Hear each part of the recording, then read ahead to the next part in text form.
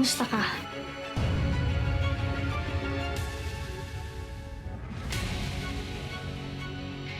Kaya ka ba nandito para mag-celebrate? Sa kulungan ako, ikaw malaya sa labas. Masaya ka na. Ate, ba't kaya ka mag-isip? Hindi naman ako masamang tao. Come on, Angel. Tama na yung pagpapanggap mo. Tanggalin mo na yung maskara mo. Ilabas mo na yung tunay na ikaw. Ate, pwede ba tayo mag-usap ng parang normal, magkapatid? Normal? Ano bang normal sa pagkakapatid ang pagsisinungaling? Pag-frame up? Pang-tatraidor? Sabihin mo nga sa akin, Angel, anong normal doon? Ate, hindi ko maintindihan yung sinasabi mo. Wala akong ginagawang masama sa'yo.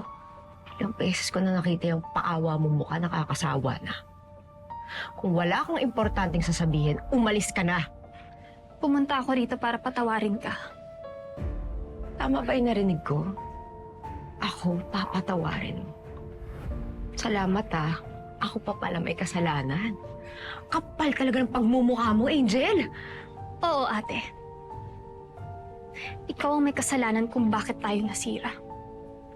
Naging mabuti ako sa'yo. Pinagsilbihan kita, pinagtanggol kita. Ate, buong buhay ko binigay ko sa'yo dahil mahal kita. Hindi ganyan magmahal. Ano pa bang dapat kong gawin, ha?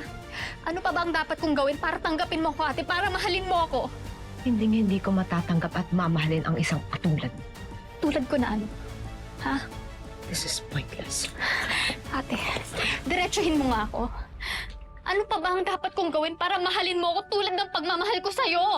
Wala. Dahil isa kang baliw.